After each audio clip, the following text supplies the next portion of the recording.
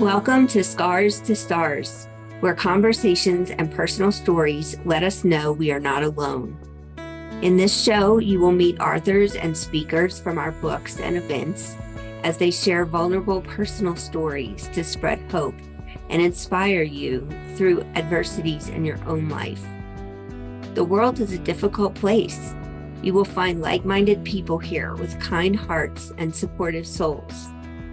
I am your host, Dina Brown Mitchell. I am a suicide survivor and the founder of the Realize Foundation. I am so glad you are here. Let's dig into this meaningful conversation.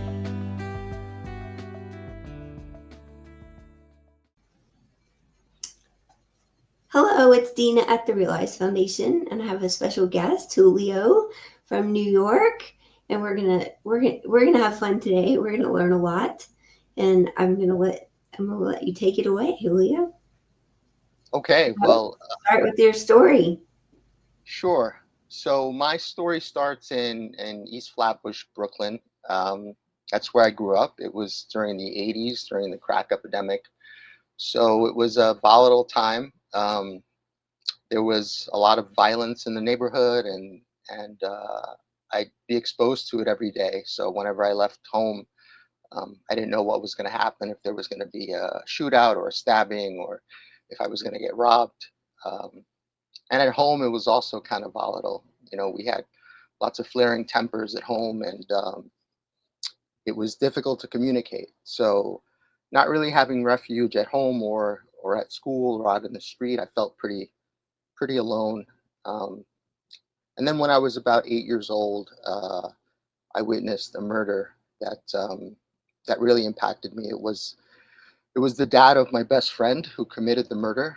Um, I saw it from my living room window. We lived on the first floor, and the front door of the building was right outside our apartment. So I witnessed the argument, and I witnessed him stabbing a much smaller gentleman, and I saw him collapse on the sidewalk, and I watched his eyes as he kind of faded away, and I freaked out. I was a little kid. I called the ambulance, but it was too late to save him. And my best friend's dad ran up and barricaded himself in his apartment, and and he never did any time. So he continued to live in the building where I lived for the rest of my early youth. So I had to see him every day, and that was scary because I knew what he was capable of, um, and part of me knew that he knew that I had called the police and the ambulance. So I was scared a lot. And in that neighborhood, I also got robbed at gunpoint as a kid, and got into fights a lot. And I was a scared kid. I hated fighting and I hated violence, but it was something that I had to do. And I had a tougher older brother, so I kind of tried to live up to that and put on a tough guy facade as best I could. But I was a nerd at heart, and I'd be terrified when I left the house. And that terror just stayed with me. So I built myself up into a bodybuilder when I was in my teens and 20s, and I tried to get as big and as strong as possible and as scary looking as possible so that people would leave me alone. And it worked for a long time, but I still carried that fear with me. Um, and I could never be comfortable wherever I was. And eventually I became a martial artist and earned a bunch of black belts and opened my own academy. But I still felt this sense of fear, and I didn't know what it was until I started going to therapy again, and I started seeing a psychiatrist, and I was diagnosed with CPTSD and bipolar disorder and ADHD. Um, and the trauma that I had experienced as a kid was triggered again as I got older and I got divorced and I had to separate from my family, which was one of my biggest fears as a kid. So all my symptoms kind of came to the surface in my 40s, and I felt that if I didn't get help, I was going to end up losing my life somehow. So I've been fighting for the last several years to become stable, which I finally have, and overcome the fear that I've lived with my whole life. And I think I'm doing a pretty good job of it. It still resurfaces here and there, but it's certainly not what it was before. I'm thankful for that. Yeah, that's an amazing story. And I did hear you talk about it before, but it's crazy. I mean, at 8 years old, witnessing something like that and having to see that person over and over again, I can't even imagine what that would be like. Yeah. He was a large, imposing man too. So as a Mhm. little kid, it made it even scarier, you know. Yeah. So how did you get into bodybuilding? Like what started you on that track?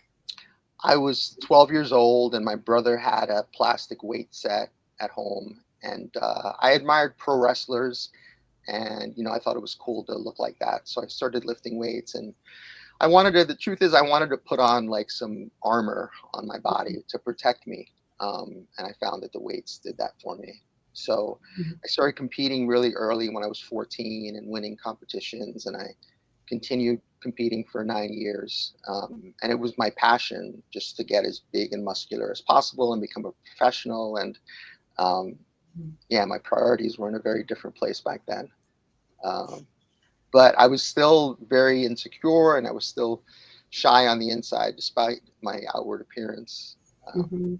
But yeah, bodybuilding saved me for a long time because once I started focusing on that, a lot of the depression lifted, and I didn't have time to ruminate as much.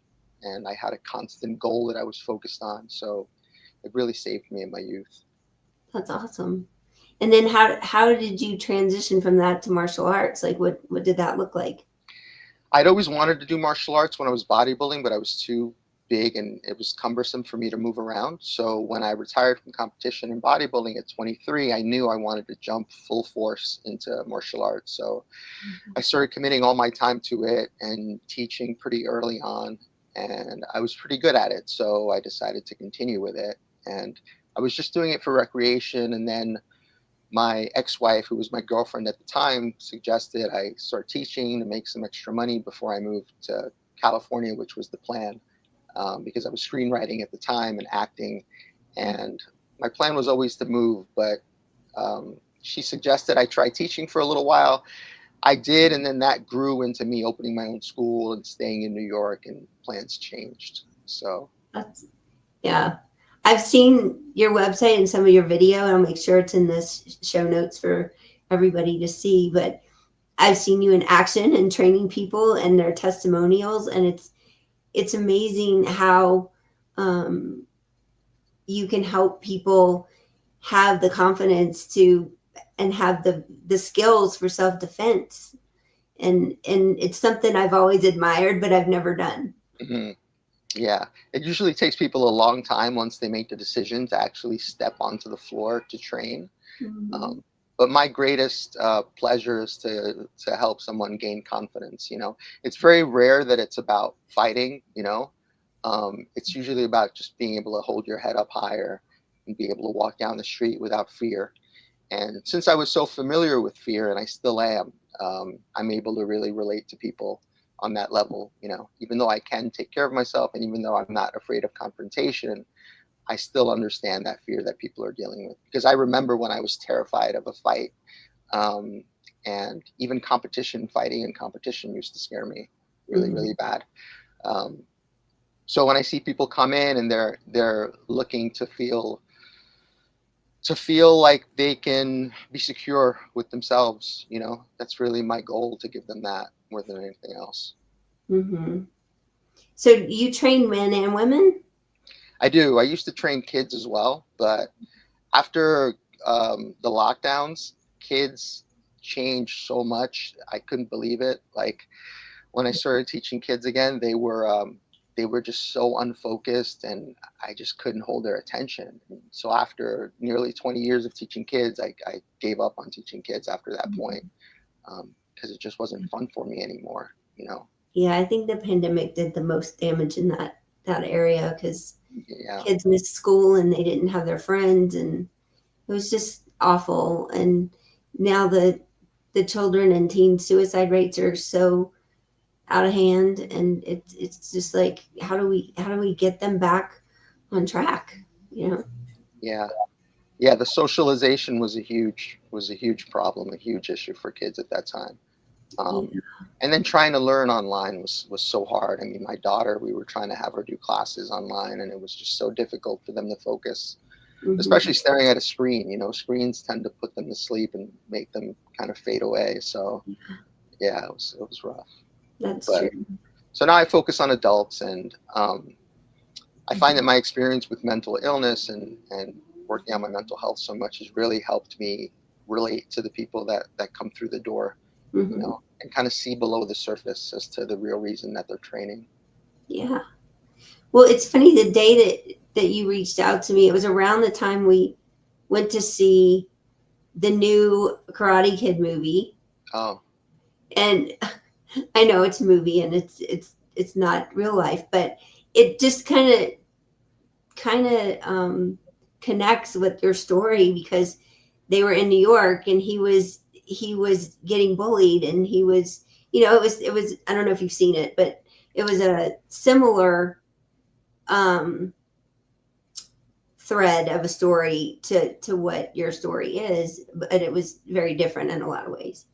And so, when people watch those, like when the first Karate Kid came out, I feel like all the martial arts stuff was going crazy because people were learning more about it. And I'm wondering if this new movie is going to have the same effect. Yeah, I think now with mixed martial arts being so popular as a sport, I think that movie martial arts don't have the same effect because people now see what actually works in real life, rather than the fancy stuff they see on screen. So I think martial arts films have a different impact now. Although they may get little kids interested, which as a school owner and as someone that managed schools in the past, whenever a movie's opening, we always take advantage and promote it like really wide and hope that kids come in from the movie theater to train. And it's possible that you'll get a couple, but I think the popularity of real martial arts now, people are exposed to it so much more that I think, I think people are more interested in it because of that. And I have girlfriends that have practiced that for years, and I've always said I should do that, and then I haven't. But my stepson has been doing martial arts for his whole life, and he's, I don't worry about him because he can take care of himself. Yeah. Like, what if you had somebody that came to you that had never done anything like that? Like, what would that look like? How do you start training them, and how often, and all of that stuff? Well, first I like to talk to them about awareness and mindfulness and understanding your own reactions to things and when you're responding versus reacting in the past, and understanding their own trauma and why they might be triggered by something that really is minor, and at the same time understanding other people's triggers, because most of the time when an altercation happens, it's a misunderstanding. Maybe someone's just had a bad day and they're acting that way for that moment, and you've got to be able to overlook that in order to get by and not get into these confrontations. So I like to kind of I like to look into their head first and look into their mind and see if they've given these things any thought, or if they're just kind of reacting off the cuff to things and maybe getting into trouble because of that. So that's the first thing. The second is movement. Martial arts is a lot like dancing, so it's important to have a certain kind of rhythm when you're training. So if someone doesn't have that rhythm, that's something that we work on a lot with footwork in particular. And I like to train to music as well, so sometimes the music helps get into the rhythm of the training. And then one of the biggest things with someone who hasn't trained before, especially someone who's a white collar type of worker, they have a problem just with the idea of hitting someone. I mean, most people won't even yell at another person, won't raise their voice because it's rude. So putting your hands on someone, that's incredibly intrusive, and most people don't think they can do it. So getting past that, understanding that you have the right to defend yourself, understanding that if someone hits you, you can hit them back, or if you feel like your life is in danger, you can be physical, because we're taught that violence isn't the answer, and usually it's not. But unfortunately, sometimes it's necessary. And it's so rare that it is necessary. And that's one of the things that I try to get through to my students is that, if you watch the news constantly, you'll think that violence is happening 24/7, but that's really not the case. So it's important to be vigilant, but not be terrified that something's going to happen every time you step out of the house. Yeah, that's true. I think there's a lot more violence these days than there has been in the last decades that I'm thinking of. I mean, I guess it depends also where you live and what environment you're in, and who people are you around. But I think it is scary to think about being attacked or being hit, or especially if you're not, especially if you don't see it coming. Mm. Yeah. I mean, I think you have to be aware of what's possible, right? Mm-hmm. Not dwell on the worst thing that could happen, but be aware of what the worst thing that could happen is. Yeah. Just so nothing in between really surprises you, Like I was always taught as a kid, like when I started driving, my dad said, always have your keys in your hand and like put your key between your fingers. So like Mm-hmm. if somebody tried to grab you, you could hit them with the key or whatever. Mm-hmm. Stuff like that I learned as a kid, but I never was in one of those situations. So Yeah. it's hard And to know ask yourself, if you had to do it, would you be able to punch someone with a key in your hand? I think if Knowing. they were trying to hurt me, I could, Mm-hmm. because Yeah. we've all seen what happens with kids being kidnapped and women being raped and all these things these days that are like so common in the news. And it's like, it's almost like people have permission to do things that they didn't used to feel that way about. I don't know. It's just like there's just a change in the violence situation lately, but maybe that's just the news I'm watching. I don't know. Yeah, I think it's largely because of media. Because being from New York, especially, being a kid of the 80s, we saw a lot of violence. New York was really bad back then. So it's a pleasure now, but so many people, especially that aren't from New York, or that like my parents that watch news all day long, Mhm. they're terrified and they think things have gotten way worse. But I know just from being out on the subway and living in New York my whole life that that's not the case. It was so much worse. But people don't remember when it was. They don't remember the past. They just remember what's fed to them in their news feed. So Or some yeah, of them weren't born back then yet. yeah, Yeah. Yeah. We're dating ourselves, but anyway, yeah, I grew up in the 80s too.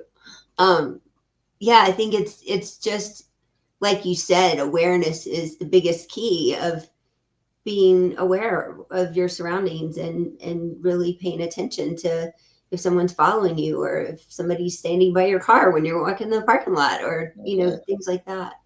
Yeah. The distractions are so plentiful now. Just the phones alone. People are just locked into their phones and don't know what's going on around them, or they have noise canceling headphones on and can't hear what's happening down the block. So if something breaks out a few feet away, they'll be completely unaware. Hmm. Yeah. Or all these cars that seem to be driving into people places, Hmm. just in California the other day, in LA, and it just seems to keep happening. And you always think, that happens. When I was a teenager, there was an incident like that in Louisiana that was at a festival that I was at, but I wasn't in that area where it happened. Hmm. And a gentleman hit some people with his car, and come to find out he had a heart attack. So it wasn't Oh, intentional, but you never know these days, like what people are capable of. yeah. Yeah. I think people have always been capable of some pretty terrible things, unfortunately, you know, burning people at the stake and things like that. So, Yeah, that's true. yeah. It's true. Yeah, I think I think it just depends on where you live, how you grew up, what Yeah. environment you're used to, and Hmm. how do you adapt to different things. Um, Yeah. I've moved since high school. I've moved 52 times, so I've lived in a lot of places, and I've seen a lot of things. I've traveled a lot, And it's, especially when you're traveling, being aware of your surroundings is so key, because especially if you're in a different country and you don't maybe speak the language fluently, or, those kinds of things too. Hi there, it's Dina. If you like our podcast and you're enjoying learning about other people's stories of overcoming adversity, please go over to therealizefoundation.org and support us by donating. We believe that conversations, community, and personal story can change lives and reduce suicide ideation.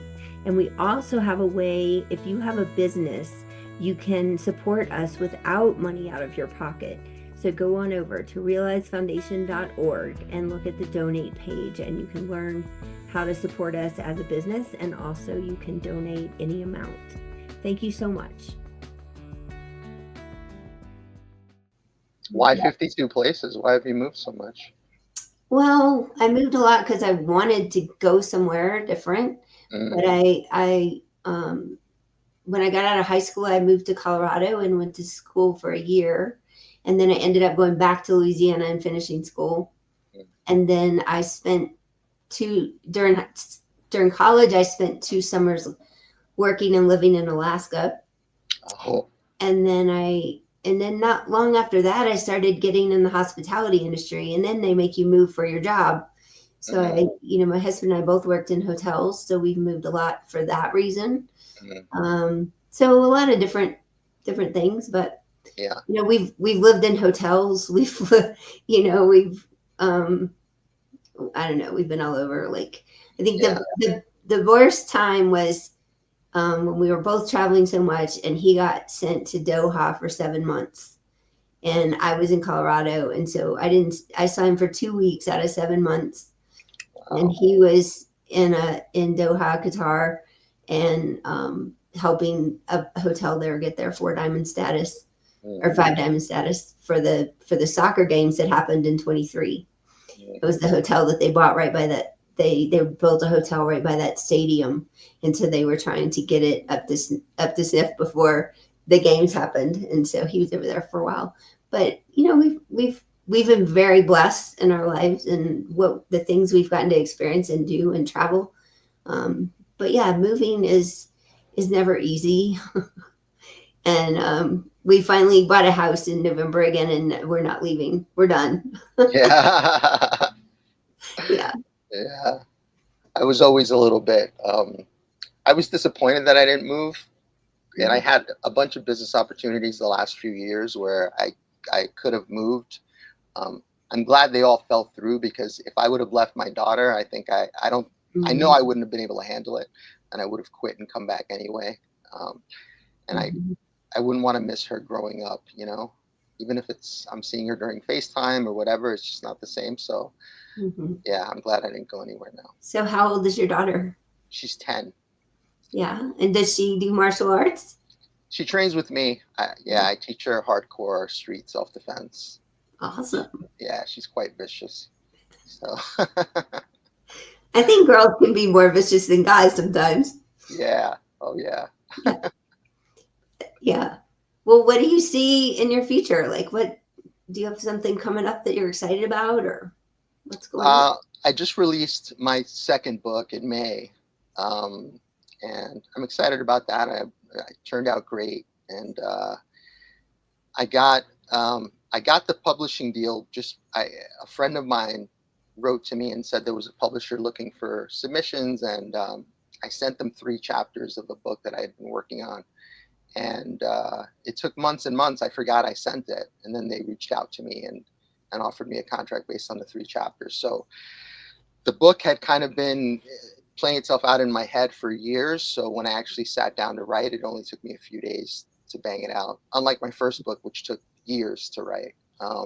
So that book is out now. So I'm promoting that and, doing as much media as I can. Well, tell us the name of both of your books. My first book was called Brokedown Sensei. It's about my battle with trauma and bipolar disorder. It was initially supposed to be what my second book was. It was supposed to be how to use martial arts principles to navigate through life. But I was off my meds when I wrote it. So I was cycling hardcore between hypomania and depression while I wrote, and I didn't want to be fake when I wrote, so I was very authentic. So it turned into me chronicling what it's like to deal with trauma and bipolar disorder. Mhm. So I'm happy I wrote it. It was extremely personal, probably too personal, but I'm glad I wrote it. But the second book is called Internal Jiu Jitsu, and it's what the first book was supposed to be. It's about using martial arts principles, and in particular Jiu Jitsu principles, to deal with mental illness and to deal with the ups and downs of life. Awesome. Well, I'll find those and put them in a show notes too, so people can, if they're listening, they can find those books. Okay, cool. For sure. Well, I don't know. Do you still compete, or do you just teach now?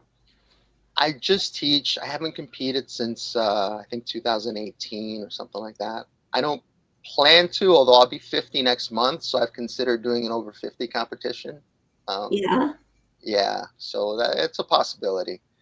But that's cool. yeah, yeah, it's I fun. know 50s are very strange to me. I'm 55, and I feel like I feel like I'm still 30. Like, Yeah, and until like I try to get out of bed in the morning, and I'm like, oh yeah, maybe I am 55. But on a normal day, I still don't believe my age. yeah, yeah, yeah. My friends are all younger than me that I train with, and I'm like the dad figure, so it's pretty weird now because I was always the young one in the group, and now I'm the old guy in the group. Yeah, But yeah, you're right. You don't really feel any different. but it just means that we have more knowledge Yeah, and more things to pass on to others that will help them. yeah, And I look at that as a blessing because um, people who have been through the scars that we're talking about um, have more life lessons and more deeper understanding of a lot of things, I believe. mm, yeah, yeah. There's a certain kind of pain that comes from trauma that it's like the most intense kind of pain I think that you can feel. When you're that hopeless. Um, and you're terrified all the time, and it feels like you're getting chased by a lion, and but you're actually alone in a room, and you feel like there's no escape. um, and then when you're hit with depression, and when you're hit, I mean, it's such a tough way to live. But it also builds so much resilience. You feel like you can go through any desert, any storm, once you come out the other end. But of course, while you're in it, it feels like there's no chance. It's true. Yeah. It's true. I don't know if you read anything about my story, but when I was 27, I survived a suicide attempt, and I hid it for 23 years.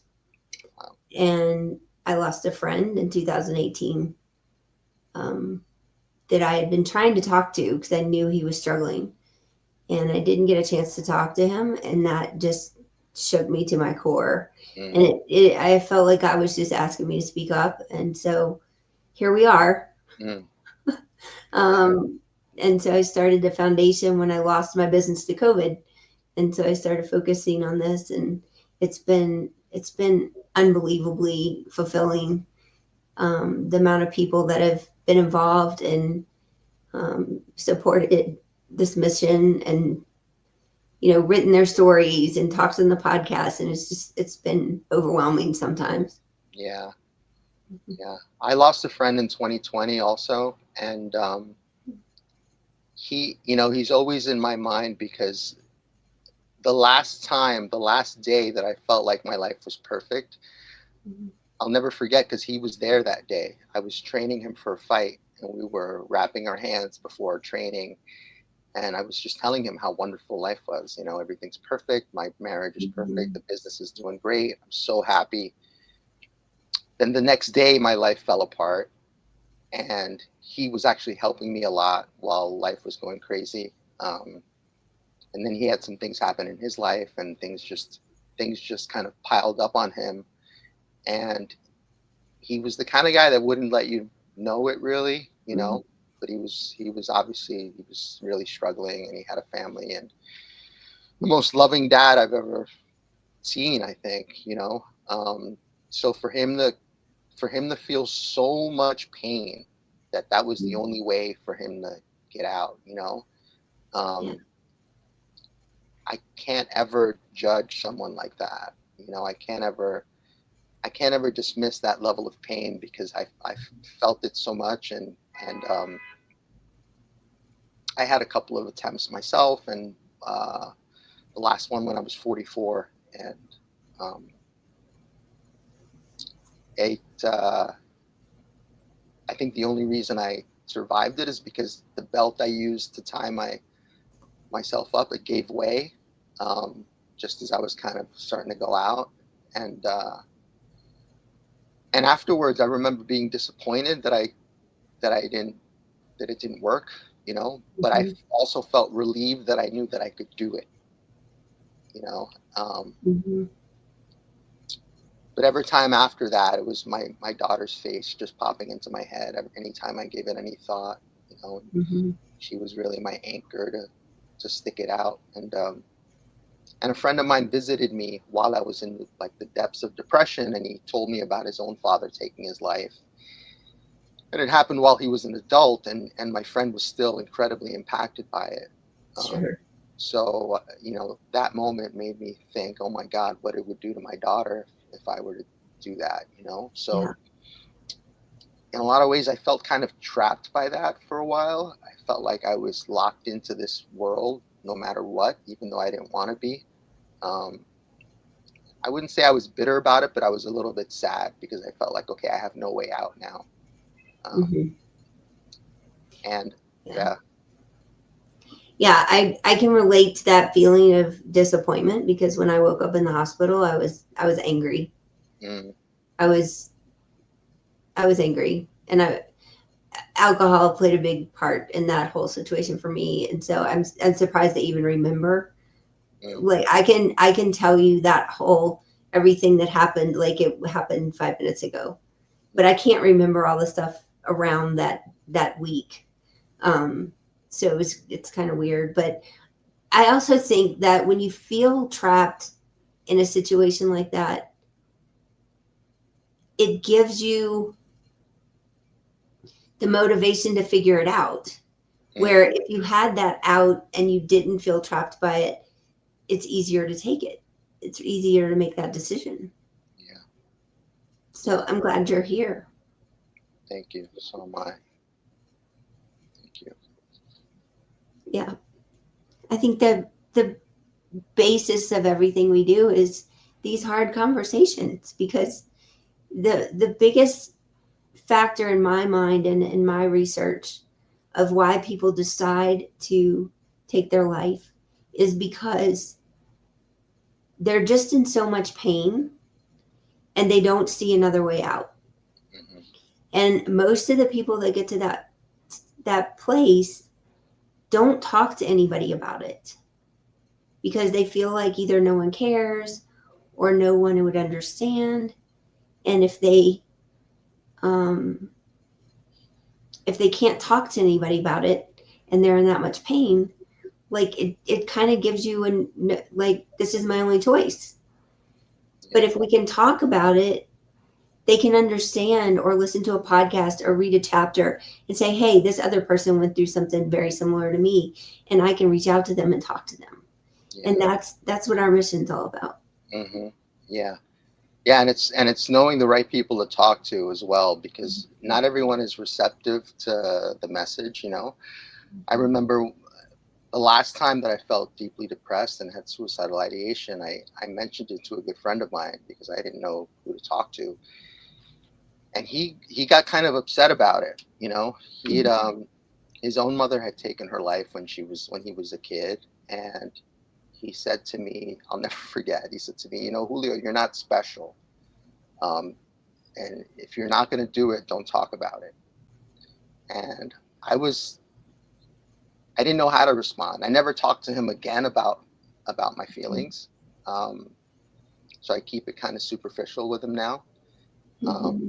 and I and it's unfortunately his when he spoke to me like that, it affected my writing a little bit. I started to kind of pull back on how much I was exposing of myself. And I think that was a disservice to my readers because I wasn't meeting them where they were, you know. And I think that's a mistake, and that's something that it's very easy for someone to rain on your parade, for lack of a better phrase, and just kind of dismiss what you have to say, because either it seems so unbelievable to them, or it seems like you would just be copping out, or like you'd be a quitter, you know. They just don't understand the level of pain that you're going through. I think that, and plus if his mom left the world that way, he probably had deeper seated feelings about it. And I've talked to people like that who've lost a parent or a loved one, and they, you know, some people think it's selfish because you're doing this for you and you're leaving me here kind of attitude. And I've had a lot of conversations around there because I feel like it's not selfish. It's a place where people don't feel like they have another answer. And the people who have never been there don't understand that. And I think when you've lost somebody that you really care about, like your mom, that it's hard to say, oh, now one of my good friends is doing this and I don't want him to leave me too. And so I think there's so many effects and feelings for people around this, depending on what they've experienced. And it's hard to talk about sometimes. Yeah, and it makes people think about their own demise too, which most people don't want to think about. You know, it's uncomfortable for them. And mental illness in general is uncomfortable for people. I mean, no one wants to think about losing their mind somehow or losing their faculties, and it's understandable. You know, I get it. Yeah, but I think every person that's ever been created is special, and they matter. Yeah. And we all have a place in this world, and God created us for something. You know, we all have a purpose, and maybe we haven't found it yet, but we all have one. Yeah. And I think there are few things as important as discussing this stuff. You know, I think too many people are burdened with this kind of pain. So we need to open up the dialogue. Yes, we do. We have on our website, we have what we call the Hope Course, which is 4 short videos. And the first one is all about how do we talk about this? And so it's a YouTube link. You can share it however you want if you'd like. But it came to my attention when I started doing this work that the most people that would reach out to me or call me was people who had someone in their life that was struggling, and they had never been in that situation, and they didn't know what to say.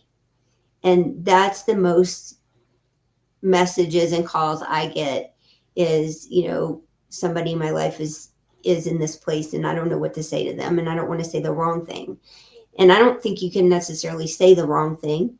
I think it's just a matter of being honest and listening and supporting and not trying to fix them. And if you can do those things, then you can absolutely be very supportive to this person. Yeah. You know, 'cause a lot of people that don't understand it want to just tell you how to fix it. Like, you have so much to be thankful for. You have so much going for you. You know, and that does not help. Just for people who want to listen to this conversation, that does not help. They want to hear that it's okay that they have these feelings, and you know what made them feel like that, and what can we do to make it better, and having a conversation about it, and being vulnerable yourself, maybe sharing something that you struggle with, but just telling them how to fix it, you know, in 5 minutes is not the answer. And so people who don't understand need to know that for sure. Yeah. And you're so right about listening being the most important thing. You know, listening without judgment. It's hard to find people that'll just sit and listen and acknowledge your feelings, you know, without wanting to jump in and either save you or defend themselves somehow in the conversation. Yeah. Yeah, it's hard to do. It's true. It's a fine line for sure.